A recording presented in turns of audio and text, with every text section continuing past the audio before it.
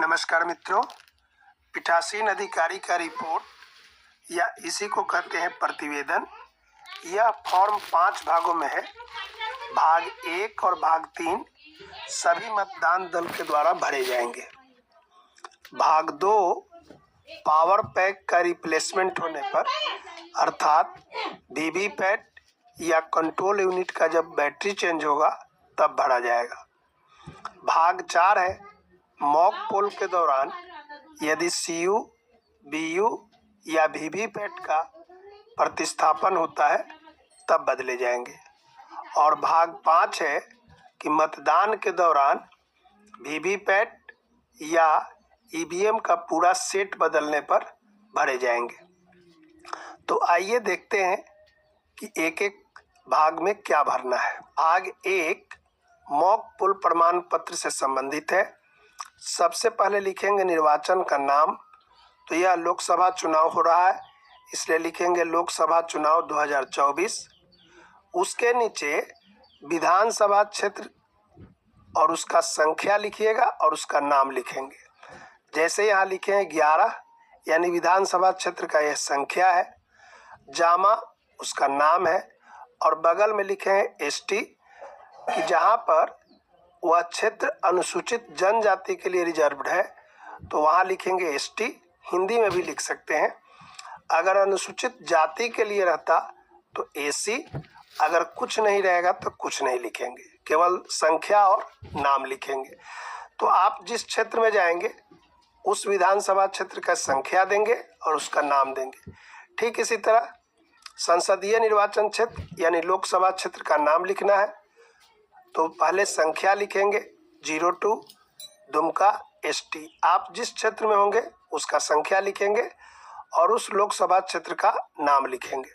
उसके नीचे लिखेंगे मतदान केंद्र संख्या और जिस जगह मतदान केंद्र है उस जगह का नाम। अब यहाँ पर एक टेबल है, इसमें देखिए सबसे पहला कॉलम है क्रम संख्या, दूसरे में है अभ्यर्थी का नाम यानी उम्मीदवार का नाम, उसके बाद है मॉक पोल के दौरान डाले गए मतों की संख्या, उसके बाद है परिणाम जांच करते समय सीयू यानी कंट्रोल यूनिट के द्वारा दर्शाए गए मतों की संख्या, उसके बाद अभ्यर्थीवार वीवीपैट के द्वारा मुद्रित पेपर स्लिप की संख्या और उसके बाद है कंट्रोल यूनिट यानी सीयू के द्वारा दर्शाए गए परिणाम और वीवीपैट के द्वारा मुद्रित यानी प्रिंटेड पेपर स्लिप की संख्या मेल खाती है या नहीं। और अंत में है राजनीतिक दल का संक्षिप्त नाम और निर्दलीय सहित अंकित करते हुए मतदान अभिकर्ता के हस्ताक्षर है। तो यहाँ पर पहला कॉलम तक क्रम संख्या लिखा रहेगा और दूसरा कॉलम में जो आपके क्षेत्र का उम्मीदवार होंगे उनका आप नाम लिखेंगे और सबसे नीचे में नोटा प्रिंटेड भी रहता है, अगर नहीं रहेगा तो आप नोटा लिख देंगे। और इन सभी उम्मीदवारों को उसके बाद जितना मत दे रहे हैं मॉक पोल के दरमियान उसको लिखेंगे और इस सब का जोड़ 50 से कम नहीं होना चाहिए। उसके बाद दूसरा कॉलम है कि अब जब रिजल्ट से हम देखते हैं तो कंट्रोल यूनिट में क्या प्रदर्शित हो रहा है वह लिखे हैं और फिर वीवीपैट का पेपर स्लिप। तो ये तीनों संख्या 555 लिखे। तो ये तीनों जब मेल कर गया तो लिखे हैं हाँ। इसी तरह बारी बारी से सब उम्मीदवार का मॉक पोल जब हम करा लिए तो उस पर्ची का मिलान करते हुए सबका दर्ज करते हैं और अंत में जो आपके यहाँ पोलिंग एजेंट है उनसे हस्ताक्षर कराएंगे और उनका जिस दल से है वह भी नीचे में लिख सकते हैं। उसके बाद नीचे बी में है कि अब एक आपको सर्टिफिकेट देना है कि मॉक पोल डाटा को क्लियर करने के लिए कंट्रोल यूनिट में क्लियर बटन दबाया गया। इसका मतलब है कि आप जब मॉक पोल करते हैं तो मॉक पोल का जो डाटा होता है उसे क्लियर करना पड़ता है। तो यहाँ कहता है कि यदि हाँ तो आपको ये जो बात लिखी गई है इसी को फिर अपने पेन से लिख देना है। तो हमने लिख दिया कि मॉक पोल डाटा को क्लियर करने के लिए क्लियर बटन को दबाया गया। समझ गए? ये सर्टिफिकेट आपको लिखना है। सी में है कि मॉक पोल के बाद वीवीपैट से सभी मुद्रित पेपर स्लिप्स को निकाल ली गई, हाँ या नहीं, तो हाँ। मतदान अभिकर्ता को खाली वीवीपैट दिखाया गया, हाँ या नहीं, तो हाँ। तो इस तरह सारी प्रक्रिया है। नीचे वास्तविक मतदान से पहले सुनिश्चित किया गया जो है मतदान अभिकर्ता को भी यह प्रदर्शित किया गया कि कोई भी मुद्रित पेपर स्लिप ड्रॉप बॉक्स में नहीं है, तो हम दिखा दिए कि हाँ नहीं है, हाँ। कंट्रोल यूनिट के टोटल बटन को दबाकर मतदान अभिकर्ता को दिखाया गया कि देखिए अब 0 वोट है मॉक पोल के बाद। फिर आगे है मॉक पोल वीवीपैट के पर्चियों पर मॉक पोल स्लिप की मुहर लगी हुई है और काले लिफाफे में डालकर पिंक पेपर सील के माध्यम से सील की गई, तो यहाँ भी हम नहीं को काट के लिख दिए हाँ। ये सारे कार्य करना पड़ता है, इसलिए आपको सब में हाँ ही करना होगा। उसके नीचे है कि निम्नांकित व्यक्ति मॉक पोल के समय साक्षी रहे, यानी जो पोलिंग एजेंट थे उनके सामने ये सारी प्रक्रिया हुई, तो उनका विवरण नीचे देना है। सबसे पहले में क्रम संख्या है और उसके नीचे जिस पोलिंग एजेंट का नाम लिख रहे हैं, जो एजेंट होंगे उनका नाम लिखेंगे और किस पार्टी से हैं या किस दल से हैं वह लिखेंगे। अगर निर्दलीय होंगे तो यहाँ पर निर्दलीय लिख देंगे और उम्मीदवार का नाम भी लिखेंगे। जैसे राजचंद्रा केएम दल के हैं, एजेंट हैं और उनका उम्मीदवार है ए और मतदान अभिकर्ता ये राजचंद्रा का ये हस्ताक्षर है। तो इस तरह जितने लोग होंगे पोलिंग एजेंट सबका नाम होगा, जिस दल से होंगे वो भी लिखेंगे और जिसका उम्मीदवार है जिस दल का उस उम्मीदवार का नाम होगा, अभ्यर्थी मतलब उम्मीदवार, और तब मतदान अभिकर्ता का हस्ताक्षर होगा। नीचे में है कि कंट्रोल यूनिट पर प्रदर्शित समय भारतीय मानक समय से कम या अधिक। तो देखिए यहाँ एक चीज़ कहता है कि जो कंट्रोल यूनिट हम लोग ऑन करते हैं तो उसमें टाइम दिखाता है, वो पहले से सेट रहता है, वो सही समय लगभग ही दिखाता है। तो यहाँ कहता है कम या अधिक है, तो हमने यहाँ लिख दिया 00, यानी कि कोई न कम है न ज़्यादा है। अगर माइक्रो ऑब्जर्वर है तो उनका हस्ताक्षर लेंगे, यहाँ पर नहीं है इसलिए हम नहीं लिख दिए। और उसके बाद पीठासीन अधिकारी अपना नाम लिखेंगे, हस्ताक्षर करेंगे और वो प्रवेदक चिन्ह भी चाहेंगे तो लगा सकते हैं। उसके नीचे फिर देखिए लिखा हुआ है कि प्रमाण है, ये भी सर्टिफिकेट है कि एतद द्वारा यह प्रमाणित किया जाता है कि वास्तविक मतदान आरंभ होने के पूर्व कंट्रोल यूनिट पर टोटल बटन सभी मतदान अधिकारियों की उपस्थिति में यह सुनिश्चित करने के लिए दबाया गया कि कुल वोट 0 है।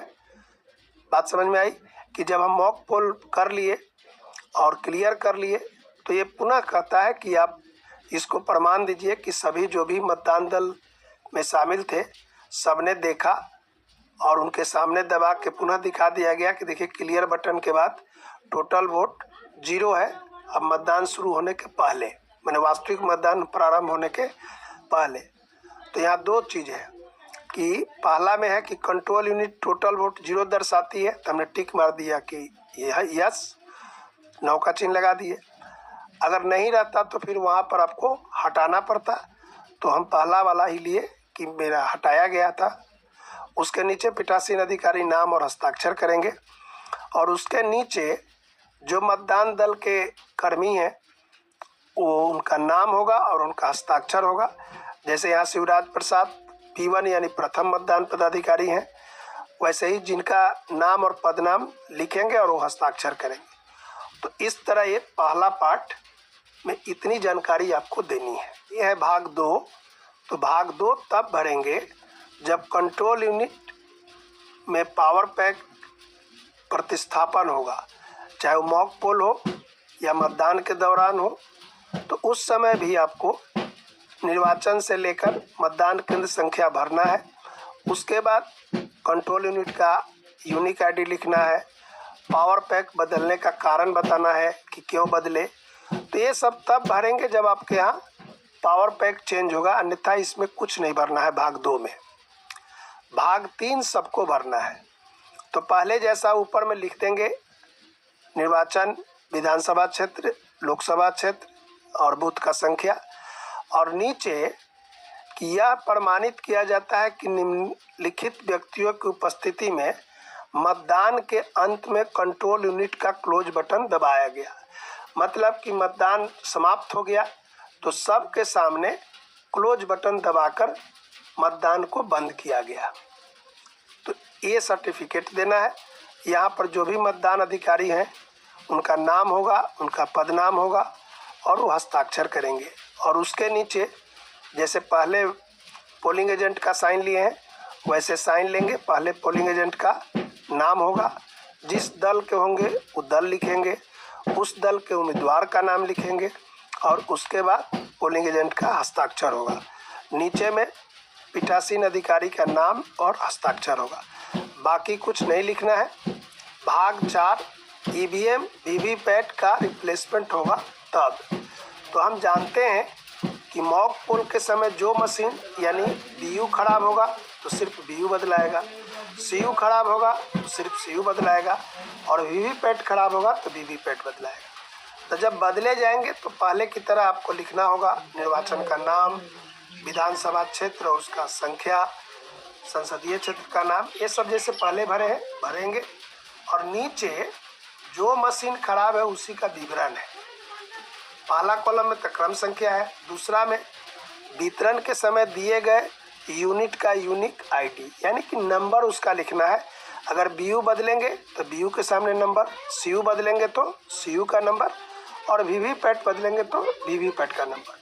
तो पहला वाला में वह भराएगा जो आप पहले आपके पास है, ठीक है। उसके बाद नीचे में है कि अकार्यशील पाया गया तो जो पाया जाएगा उसके सामने यस लिखेंगे।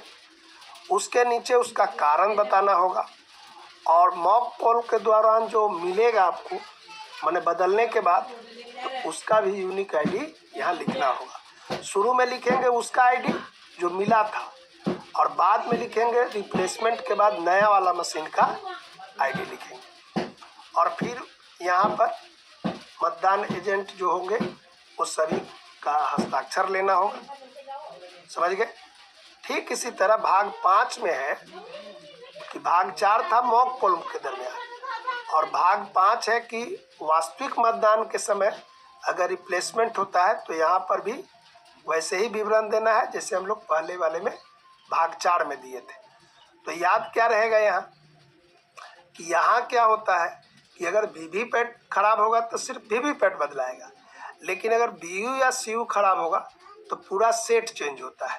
तो उस स्थिति में आपको बीयू का भी नंबर देना होगा, सीयू का भी नंबर देना होगा और वीवीपैट का भी नंबर देना होगा। अगर सिर्फ वीवीपैट चेंज होगा तो सिर्फ वीवीपैट चेंज लिखेंगे, लेकिन बीयू और सीयू बदलता है तो हम जानते हैं कि बीयू सीयू अगर खराब होगा तो पूरा सेटअप चेंज होता है।